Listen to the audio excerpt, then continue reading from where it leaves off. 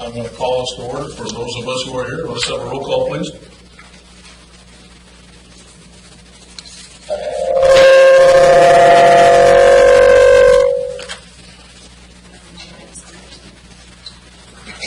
Here comes Bill.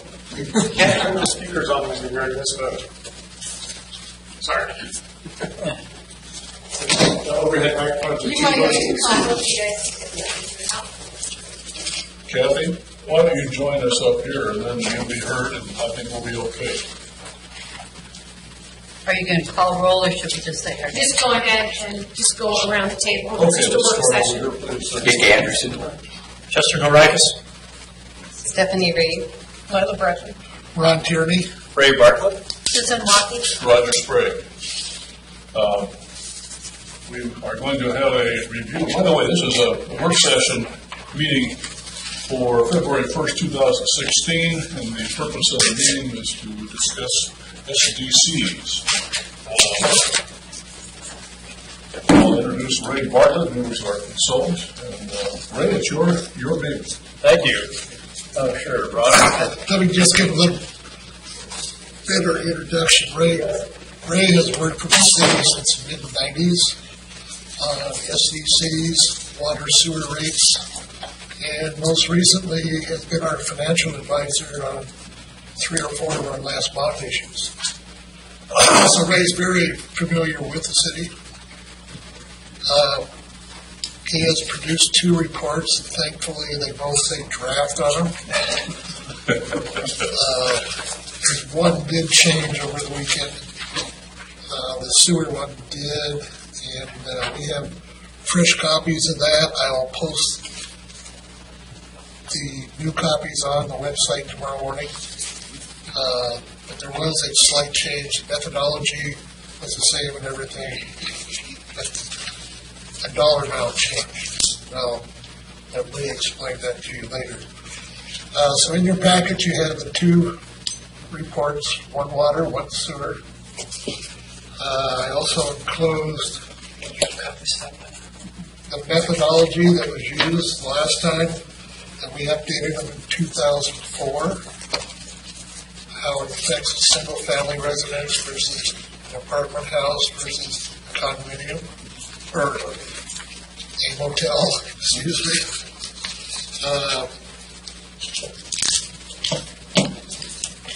I enclosed an example of how you can see what the differences are when you apply that methodology. We are not proposing a change in the methodology. We also have a comparison of water and sewer SDCs from 9 communities on the coast as compared to ours. And by the way, that chart did not change because of the new sewer report you were just handed. I had questions, by the way, on that exhibit F that you were just talking about. You're talking about, with Lincoln City, we have a current, and we have an updated. The updated is quite a bit lower. Can you explain that? Well, in the water and sewer SDCs, they both have dropped dramatically. The water SDCs have dropped 33%. Their sewer SDCs are dropping 41%. In this current year or the new year? What we presented to you tonight. Right, okay. That's what surprised me. Yes, Good. they're both going down. I took all your thunder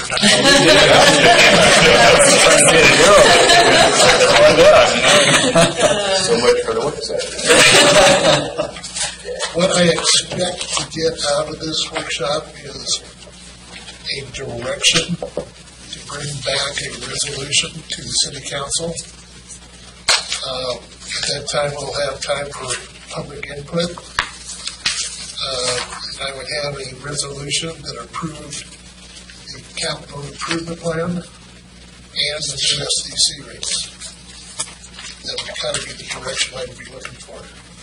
The capital improvement plan is exactly the same plan that you looked at on December 28th City Council meeting.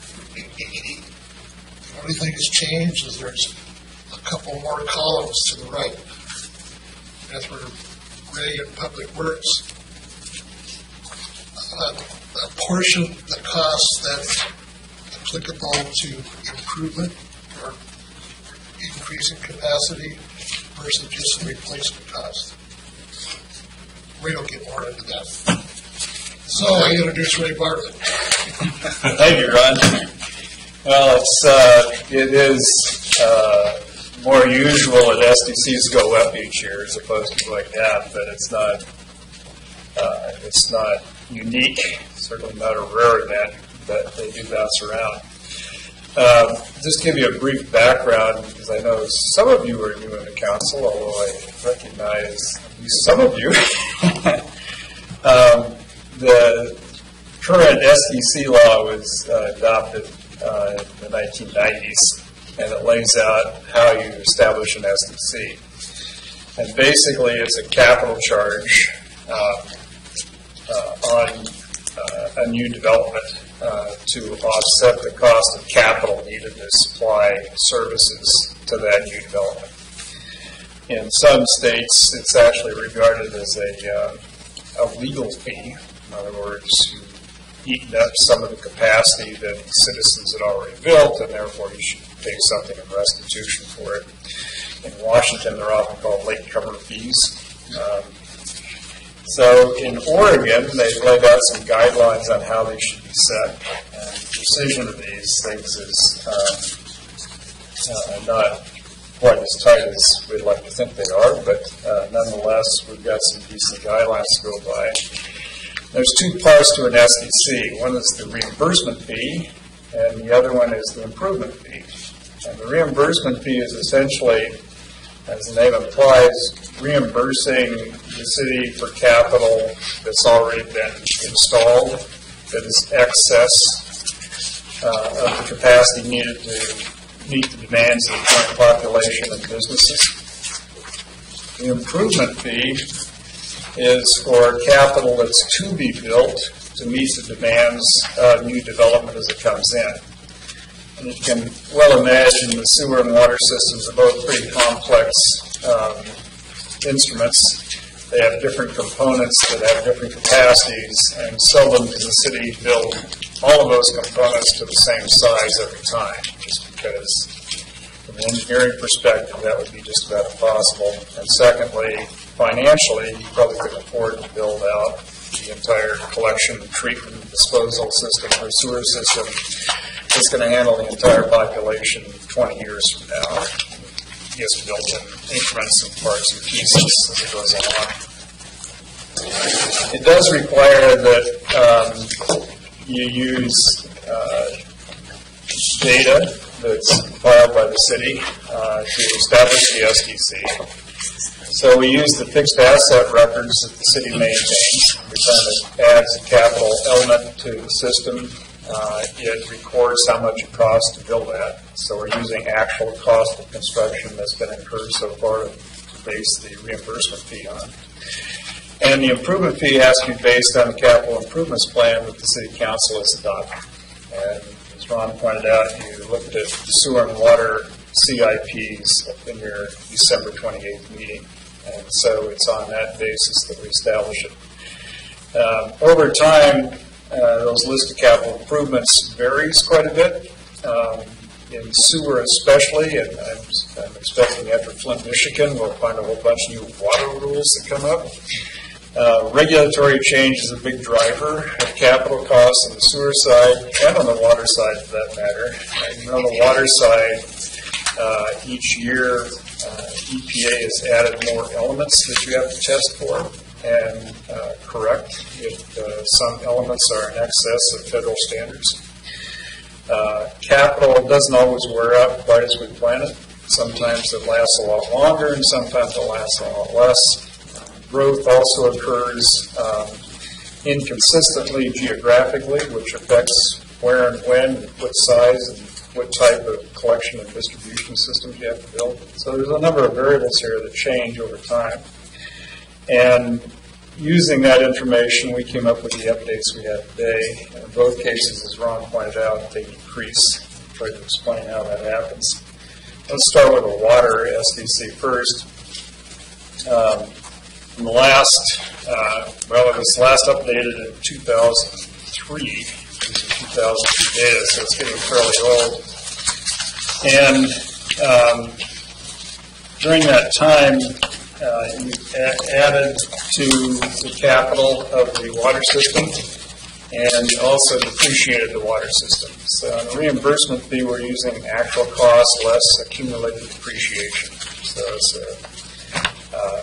a book value, if you will, and divided by its capacity.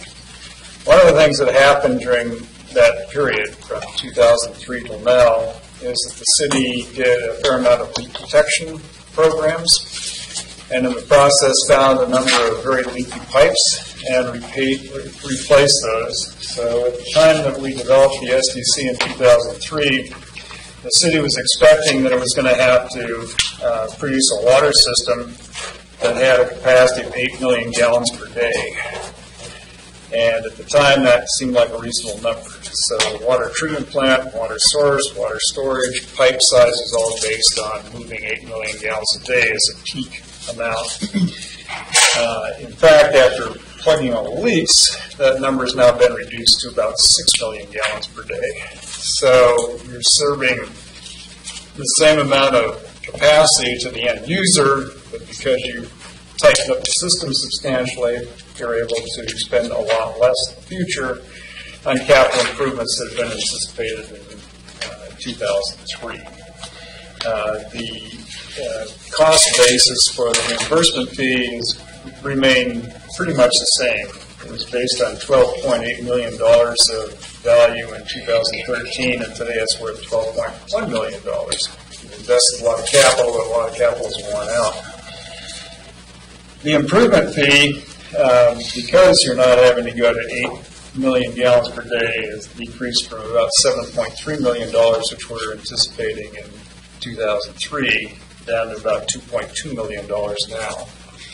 That may change as you adjust your capital facilities plans, but what we know has to be built today works out to about $2.2 million that's eligible to future development. Now keep in mind you're planning to spend a lot more on capital, but not all of it is qualified for the improvement fee because it replaces old lines and doesn't really increase capacity. When it doesn't increase capacity, it can't be included in the systems development charge. It's only when it increases the capacity that it can be. So consequently, it's a fraction of the total capital improvements qualifies for the systems development charge. Can I stop right there? I guess clarification, you emphasized capacity, if it improves capacity. What about, growing, if we expand the system, the network, certainly to lay pipe and whatnot, is capital costs, but that's not doing anything to expand the capacity of the output of treated water. No, but it's expanding your ability to distribute water. So fit as a capacity builder. Yes. Okay, gotcha. Thanks. So you'll notice it starts on page 6 or table 7. You'll notice there's a number of projects in there that are listed as necessary and have dollar values with them that have zero amount allocated to growth. And it's that portion allocated to growth that's actually being charged for the improvement fee portion. I'm sorry, that adds up to about $9.4 million. So some of the projects have no benefit to future development. Others have partial projects that only a portion of the project will benefit growth. In other words, part of the project is replacing worn out capital that's being put in a larger size to accommodate growth that's expected to occur around that particular line. And some of it is going to be built only if growth occurs, like the last two projects there, land acquisition for the watershed. If the city doesn't grow, you don't need more watershed. If it does grow and anticipate growth, then for certain you need that additional capacity.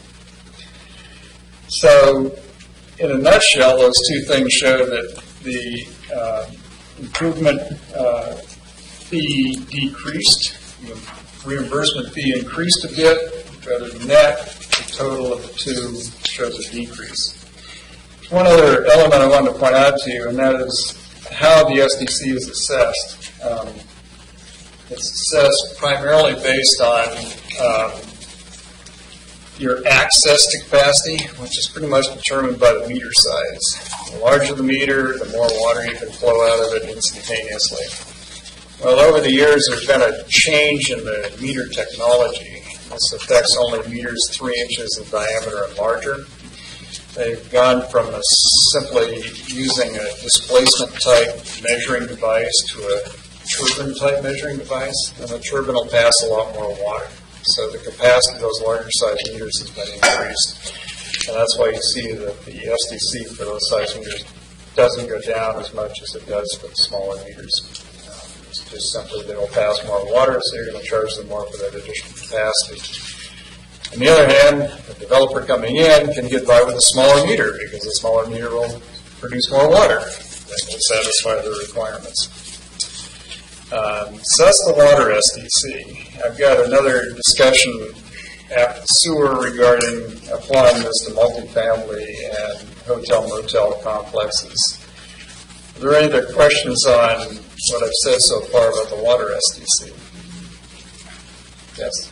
SDC is assessed by meter size and or unit, not and but or units. Or units for multifamily and for lodging facilities. So staying with that, and your discussion a minute ago about meters and the technology change in meters, is that something we should be looking at as the requirement, what we might require for a meter size for units, and in theory adjust down? And I'm only assuming, so I Stephanie help me out here. But I'm assuming if somebody comes in for a project, that project, we go to our three-ring binder, and it in essence has a dictation of what kind of meter size we thus want. Current practice is the developer, the builder requests the meter size, and we give them that meter size. Or any SFRs. We have no minimum? No, other than our minimum 5/8 inch. It's a plumbing code driven sizing right now. So, so we don't regulate the size of meters. So what would preclude somebody other than customer service or from not providing adequate water to a complex? So I would think we would have a minimum requirement for flow or pressure. Part of it is personal preference. So for fire flow, you do have standards, but that's not charged in SDC, and it's a separate connection to the line of the street. Well, even so, we don't regulate that size of the fire flow. That's also a plumbing code, fire code driven regulation. But it's a bit more regulated than for consumption purposes. Correct.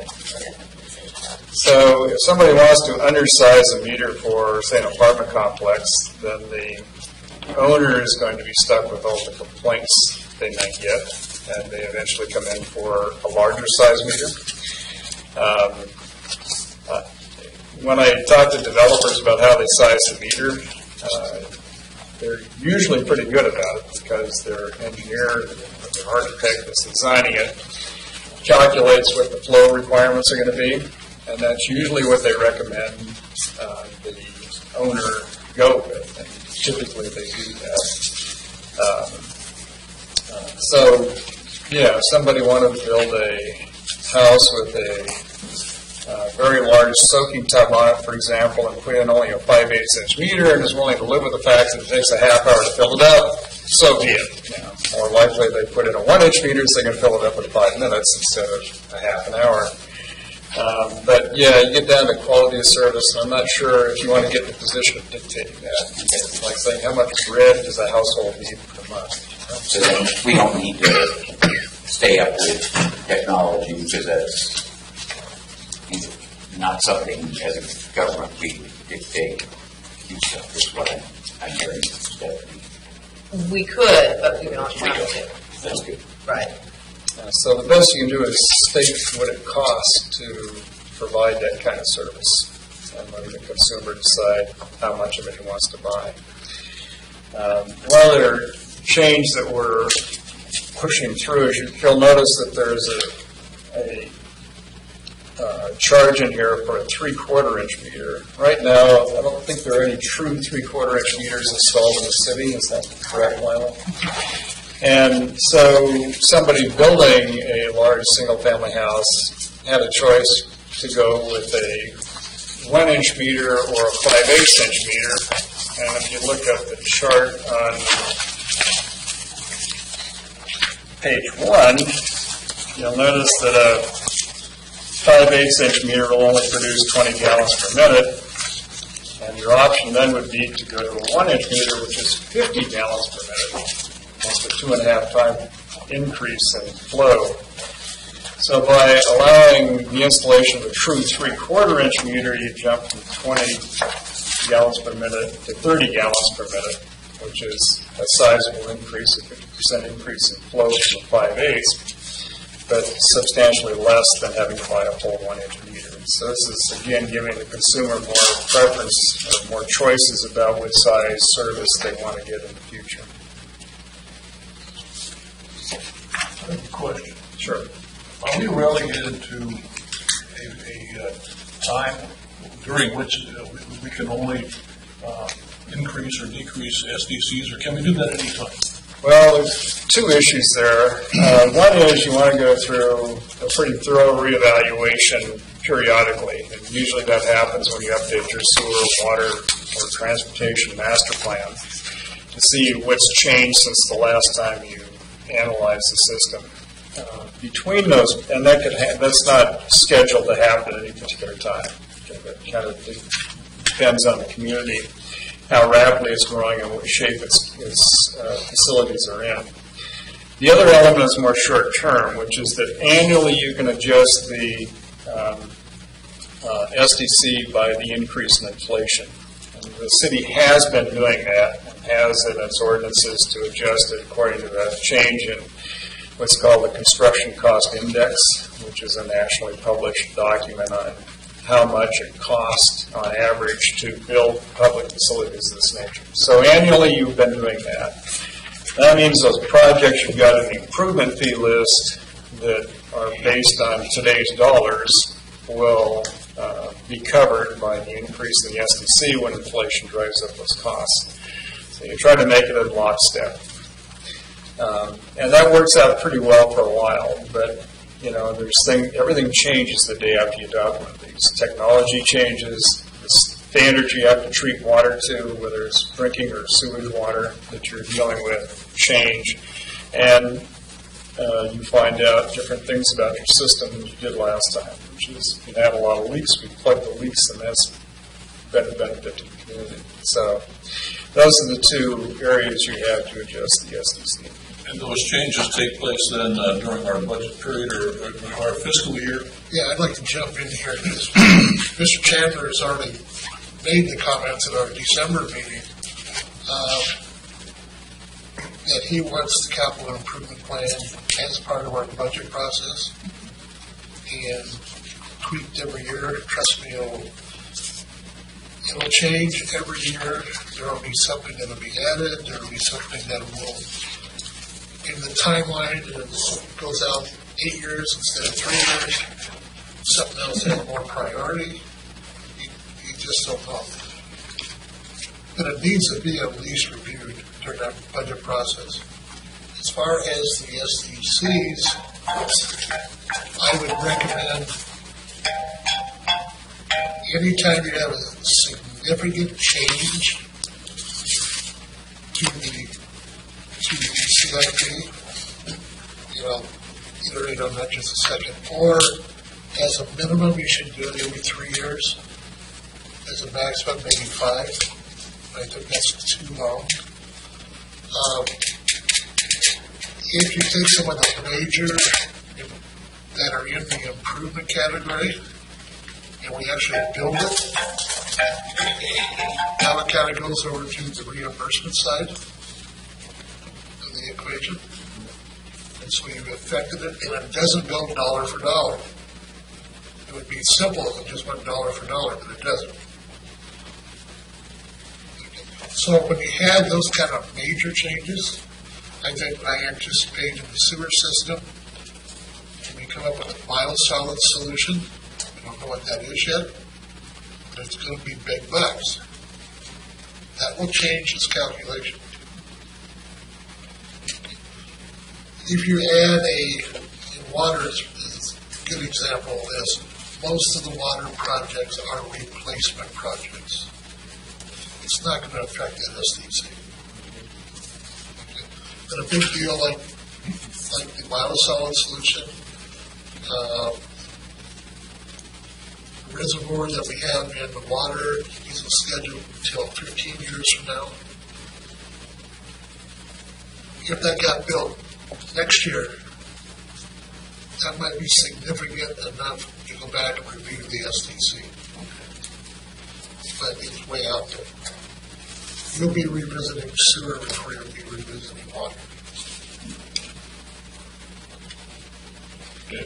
By the way, let the record show that Kip Ward has joined us. What, 15 minutes ago, something like that? Fifth Amendment on that. We'll proceed. Well, let me step through the sewer side of this, and sewer there's some pretty dramatic changes there, because the city, since it was last updated in 2004, spent about $24 million on the sewer system to upgrade it. And at the time, in 2004, the system was pretty well depreciated. Its value was around $8.7 million. Today, its value is about $32.7 million. So you see that you spent a huge amount of money repairing the wastewater treatment plant primarily, but several pump stations as well, and pressure lines that connect them. And the improvement fee portion of the SDC, the planned projects, have decreased quite a bit. But that may be a little bit misleading because of the fact that the city is just entering into what's called a mixing zone study for the outfall of the wastewater treatment plant. This is what you do with the treated wastewater that comes out.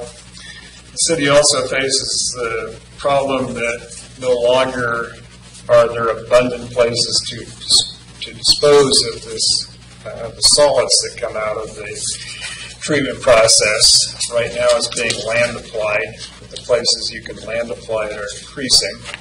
Your options of hauling it to a sanitary landfill and paying dumping fees versus doing something else with it is looming. The city is currently into a study of what to do with the solids. You dry them out, package it up, and sell it as fertilizer, or if you find some other way of disposing of it, and whether you can sell any of those services to other communities nearby. So those are variables that we really couldn't price at this point. So if we can't come up with a solid answer about what are you going to build, how much is it going to cost, and when you're going to build it, we can't really include it in the improvement fee. So I suspect, as Ron had already noted, sometime in the not too distant future, 2, 3, 4 years down the road, you may be back revisiting your improvement fee portion of the SDC as you modify your master plan for sewer. But this is a typical case where you build and invest a lot in excess capacity, the reimbursement fee goes up, the improvement fee goes down, and in total it goes down pretty substantially for the SDC and sewer. Did I miss anything on the other variables on capital improvements? No, I got them both.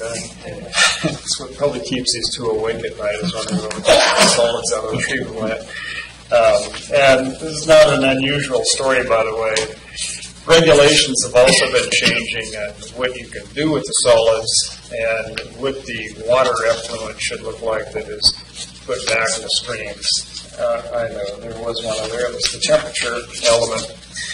So when you discharge water from a treatment plant, it's usually warmer than the water of the receiving stream that's getting it. And this has been found to be a problem for aquatic life. And so The city is facing, along with many other cities, the prospect of having to cool the effluent before it's discharged into the receiving stream. And we're not sure what those costs are going to be, but certainly there'll be a dollar amount attached to them at some point in the future.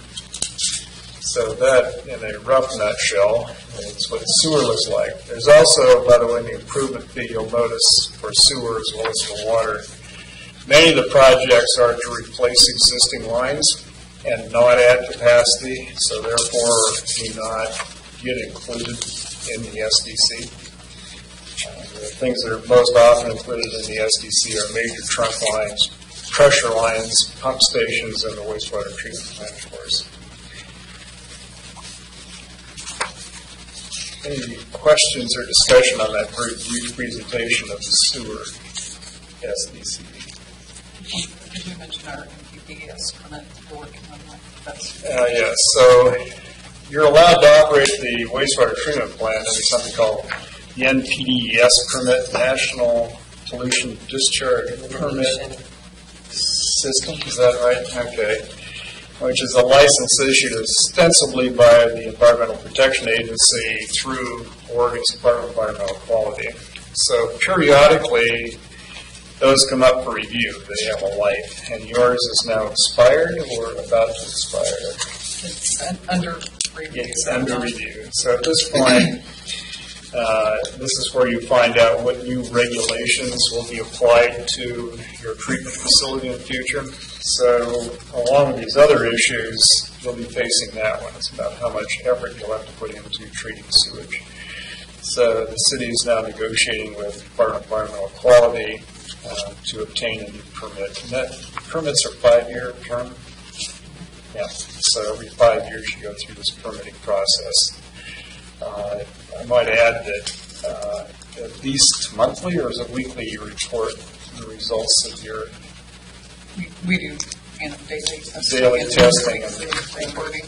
That gets reported to DEQ for them to evaluate. So far, you've met your requirements, but as conditions change, they may not meet them in the future, and that'll dictate again what happens with your capital costs going forward.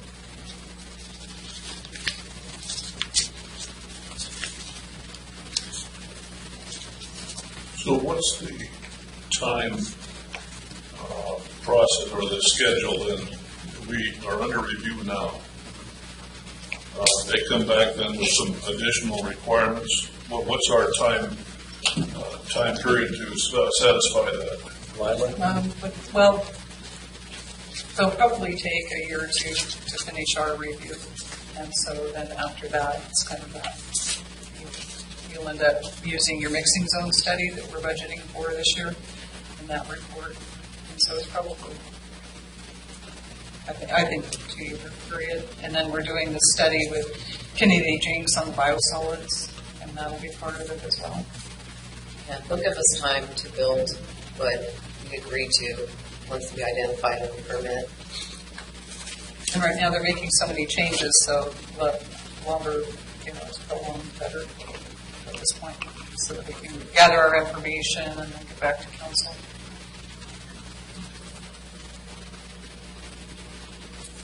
Other questions? And I know this is on system development charges, but I guess since this permitting process is under review, is there any indications prior to this that, they've got Lincoln City targeted for something, because of past spills or actions we've taken? No, I think it's mainly going to be that temperature issue. Any other? No, it's just our turn. We're up, Yeah, and that's what they I'm need. We asked. So The normal procedure, they have many of them in the queue. And so if cities are more ready, they sometimes move up further in the review. but we do think the temperature issue is going to be our one. I mean, we know enough about what they're looking at. Appreciate you like to get your planning and permitting kind of coordinated together so that you don't build something that you find out later you didn't have to build or you didn't build it big enough. So by getting to the licensing at the same time you're reviewing how to deal with these other issues. Makes a lot of sense. But unfortunately, it's not very predictable. So there's one other issue that came out both for sewer and water.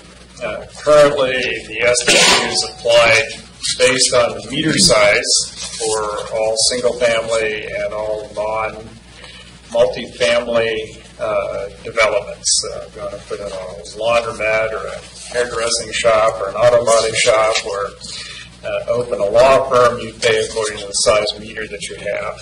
And the theory behind that is that you're buying access to a system. You're paying a capital cost to access the system to a certain degree, depending upon the size of the meter. For water, this makes a great deal of sense because most water systems are designed to meet peak demand. So they have to appreciate that peak demand happens every few days during the year. The rest of the time, you have a huge amount of excess capacity out there. But nonetheless, you have to meet peak demand and also expect that there's going to be a major fire at that time. So meter size then determines how much water can be drawn instantaneously out of the system. So you get a measure of what is it that ultimately you could demand from the system at peak hour to satisfy your demands. And that's pretty much how you design a water system. Backwards from that dictates the pipe size, dictates how much storage reservoir capacity you have, dictates how much treatment capacity you need, and how much source water you need. So in 2004, we did a study on use of water, and apartment complexes and hotel motels, lodging facilities essentially, were using water on an average monthly far more extensively than somebody using a similar size meter for that non-residential purpose or for single-family residential purpose. So we conducted a study at that time to find out just how much water per lodging unit, how much water per housing unit in a multifamily complex was using relative to a single-family house. So we picked 2 holiday weekends when those facilities were most heavily used and their peak demand was the highest. And Public Works sent their crews out to read the meters each day during that period to establish what the relationship of usage was between multifamily and single-family and between lodging facilities and single-family. And came up with 2 proportions. So for multifamily occupied, the ratio is about 70, they would use as much water as 74%, as much water as a single-family house. Lodging facilities that averaged out to about 71% per lodging unit per single-family house. There's some variance in that, especially on the lodging facilities, because some lodging facilities do their laundry on-site. So they demand a lot. So you can imagine in a household, you might wash bedding once a week. In a hotel, lodging facilities, likely to wash sheets every other day, sometimes daily, depending on the room. Some of the lodging facilities had restaurants attached to them. And so if you can imagine running a kitchen, a commercial kitchen for 3 meals a day, you can imagine that water usage is substantially more per unit than otherwise. So there was some variance in there.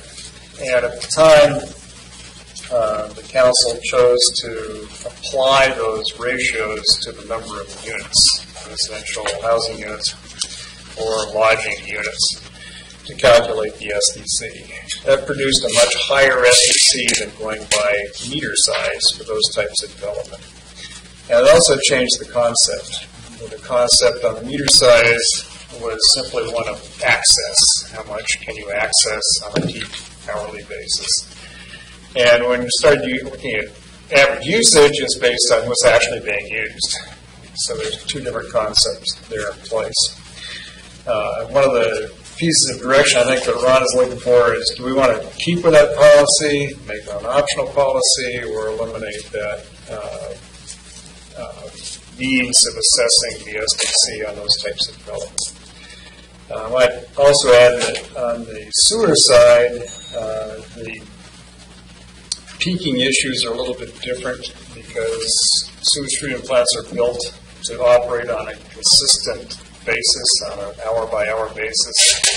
So they're built with storage facilities at the head end, so that surges are leveled out over a 24-hour period. So the peaking issues aren't quite so dramatic there. So we're looking for some discussion of that issue and see where you stand on it, and eventually come up with a recommendation about where to go with that. Ron, did you want to add anything? No. I just know that this has been discussed in the planning department, how that works, by developers. Like I said at the beginning, at this time, we're not making a recommendation to change from the current methodology. That's totally up to you. Are you comfortable with current?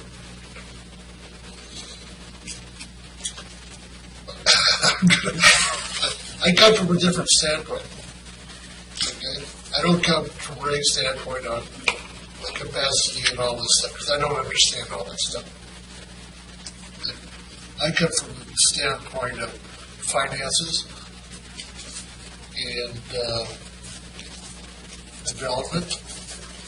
Development creates fees, it creates property tax, creates franchise fees, creates transfer room tax fees.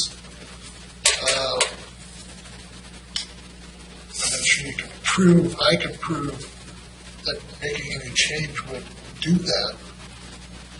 But I look at it more from dollars and cents, because I don't understand the engineering part of it. So some of the feedback I got from staff is that, yes, they have the opinion that it's pushing away some types of development, lodging and multifamily as well, you mentioned, because the fees seem so high. For me, it's not a carte blanche case that the SDC is chasing development away. If you look at the comparison to other communities, you're not the highest out there, and yet development continues in those places. But it may be having an impact on development. Certainly, using the data that was prepared on the water side makes a little more sense than applying it on the sewer side, just because of the differences in how systems are designed and how it influences the amount of capital you have to invest to make it work. The method that I'm familiar with is the one that was first described, where the term that I've heard used is called the equivalent residential unit. Or in other words, when you take a multifamily unit, a multifamily unit will use less water than a single-family residential unit. And what that percentage is the equivalent residential unit. What I heard was about 71%.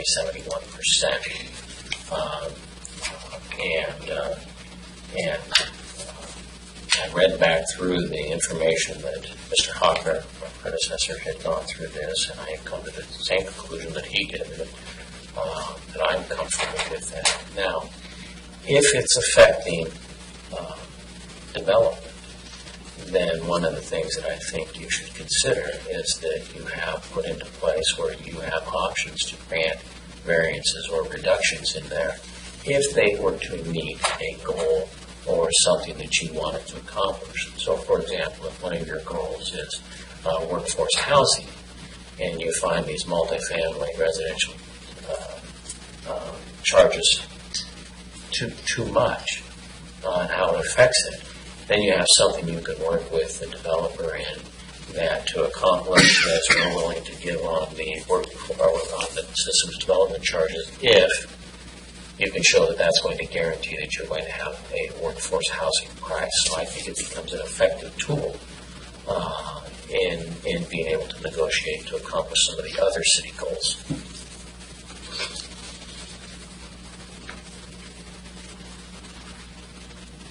Let's do some other questions or comments.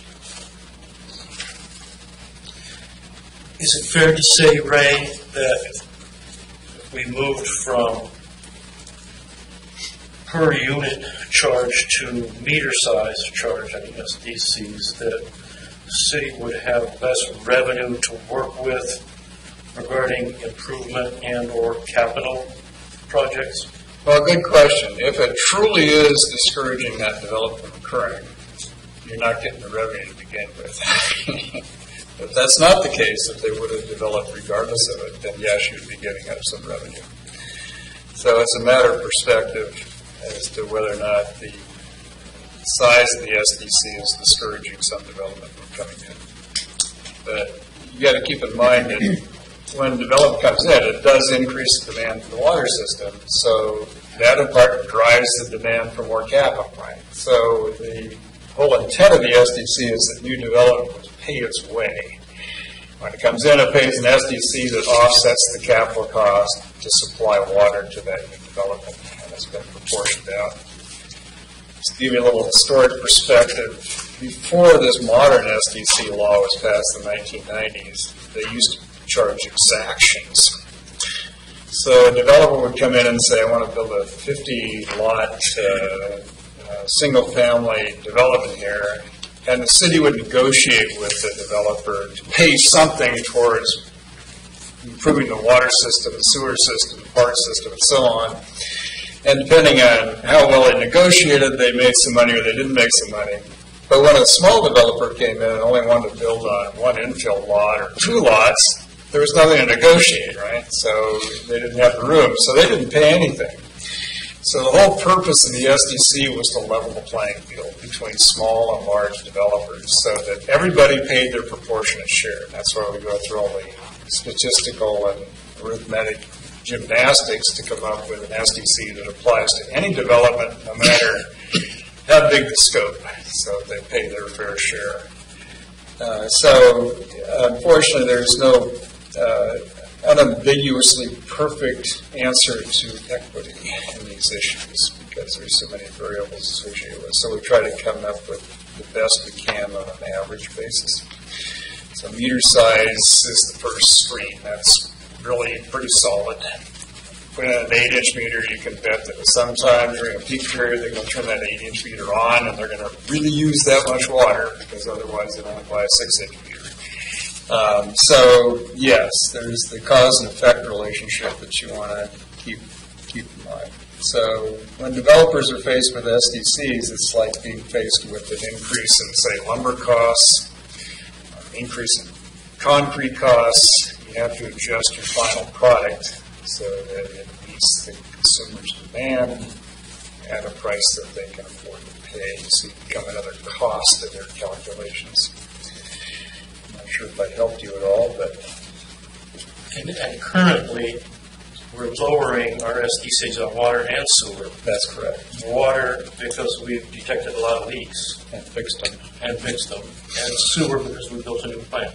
And you've got some looming big bill out there someplace that you're going to have to pay. We just don't know what that's going to be. It's not perfected enough to charge somebody for something we don't know yet.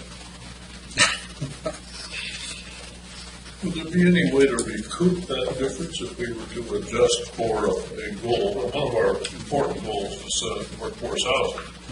So if we encourage the development of workforce housing by lowering SDCs on those, can we recoup that loss somewhere else in our plan? No, it doesn't make provision for that. In other words, you can't charge somebody more for the same service that you're charging anybody else for. So when you give a discount, it's lost revenue.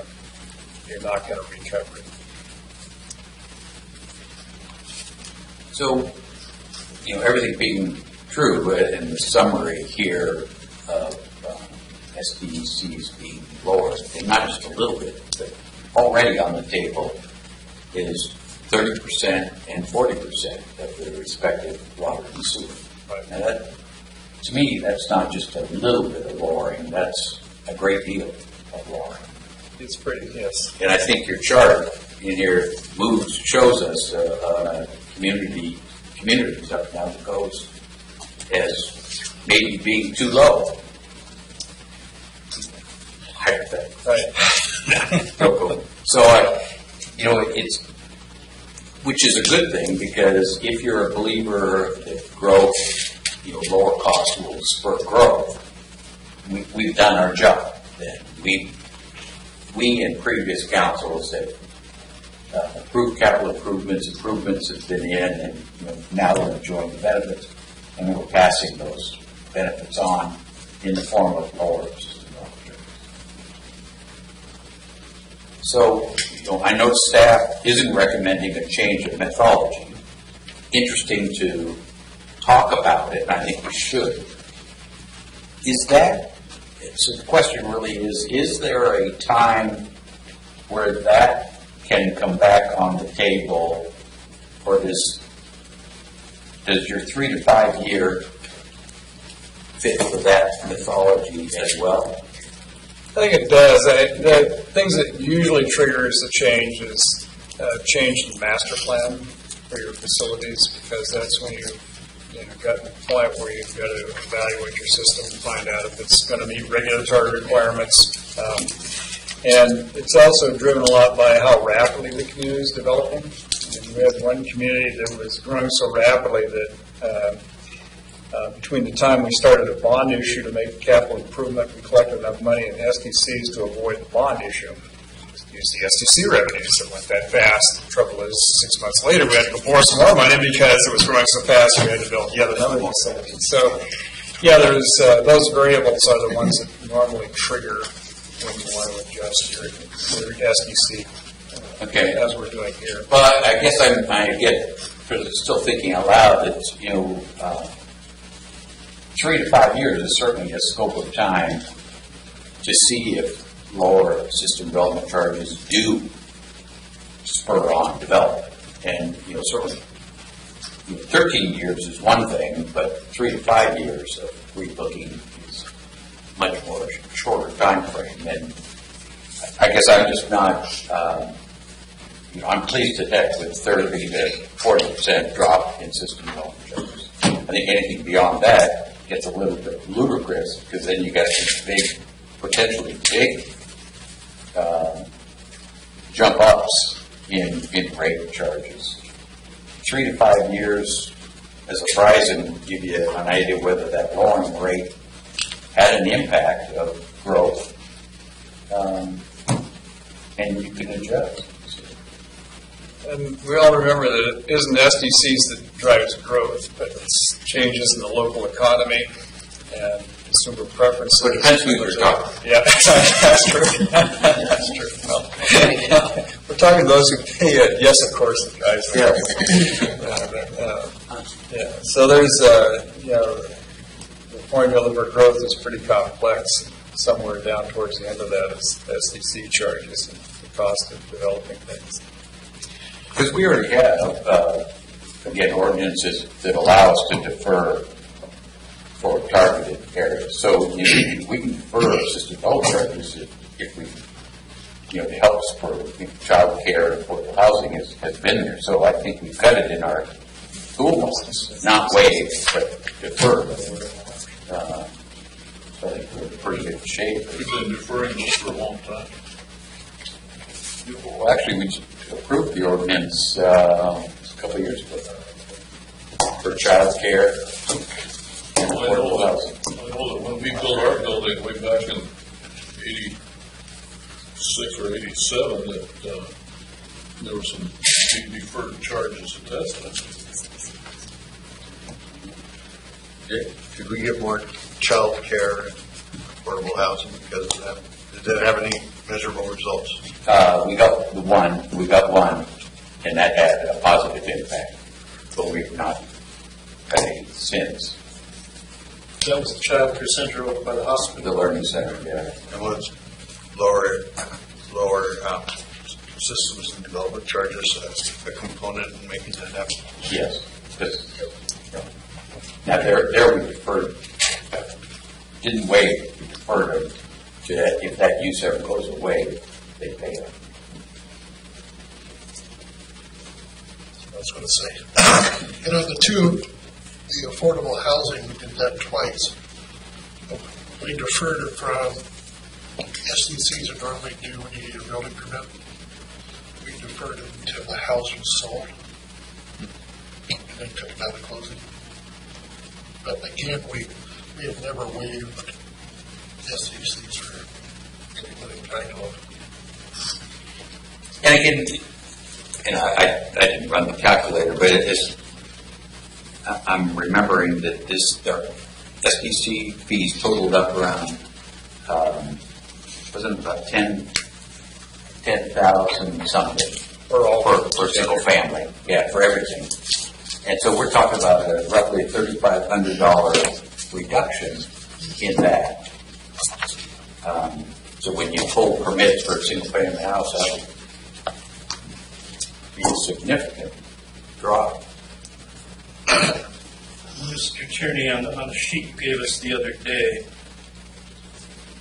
the single-family residential water and sewer total was $91.42, but then lower down on the sheet there was an additional $5,000 for the meter and service line installation, sewer inspection, public works permit, park system development charge, transportation fee, and that jacked it up to $15,000, close to $16,000.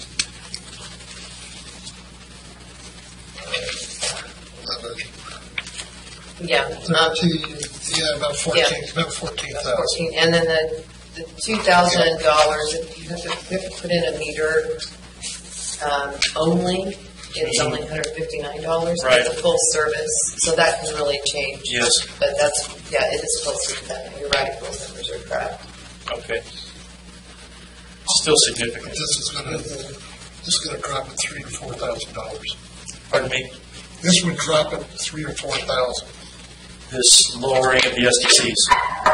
Good. Then, one other item I have to bring up. In Roads End, on top of this, when Roads End was by itself, on top of the city SDCs, Roads End imposed their own SDC. It's $945 on top of ours. Now that we have annexed Roads End and all of the assets to the sewer district are now on the city's books and are now part of the calculation rate here for the reimbursement fee. So after this thing is adopted, that $945 will disappear. See, prior to this, their assets weren't on our books and part of that calculation. But now they will be. That $945 will go away.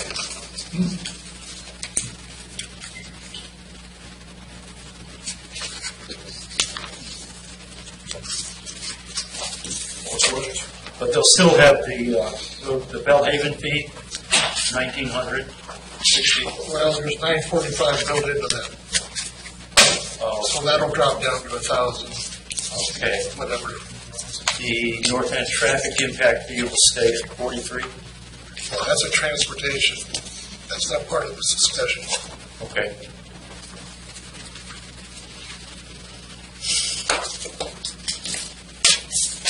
Sounds like our work is done.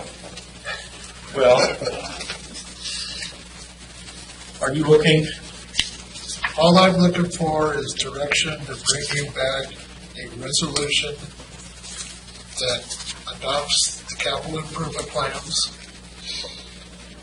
and reduces the SDCs at 30%, 40%, roughly. And approves capital. Yeah, okay. It's got to have that portion. Yeah. So if we, And pardon me, sure, Mr. Chair. And you're looking for a decision on methodology? No, No? no. Okay. No, that's totally up to you. I wasn't recommending any. The methodology is the same as what we've had before. But we need to make a choice whether we want to leave that or change it. Or do nothing and it doesn't change. Okay. So there's really nothing arbitrary about our fee setup. It's triggered by the information you've given us on capital improvement, et cetera. That's correct. Yeah, we try to base it on the facts as we know them today. So if we wanted to raise that 10%, we couldn't do that. Right. Darn. I got to point out something though, on the comparison that I gave you to other cities. If you look at Newport Water, they actually charge less than what their calculation is. How do they get away with that? That's legal. You can do it up to this level, but not over it. Oh. So you can't reduce it. Usually a But if we political adopt this, then we'll be quite a bit lower than they were. Let's see, at Newport, that's Yeah, Newport's 2366 right now, so we'd be $400 or $500 lower than they were. cities will generally do that as a political decision. Well, will they? No, I didn't. We do like The growth. problem is when you do that, you don't generate the dollars for your capital improvement. Sure. Right. That's right. And they usually wind up having to make up for it in higher sewer and water rates because eventually you're going to build a cap on it. So you're going to have enough in there for the creative solution for disposal problems for solid waste? Not yet. Not in here. So we're going to have to wait till they develop that. We have a dollar amount in here, but it's like throwing darts. Right. They will come back to you when you're going to have a meeting with the consultants on the biosolids solution. Probably within the next 2-3 months. So we will have a solution. You'll have a choice of solutions. And then they got to do their mixing zone study. So it'll probably be 2 to 3 years before it'll hit this document. Okay. It'll review this document. We've got $2.5 million as projected.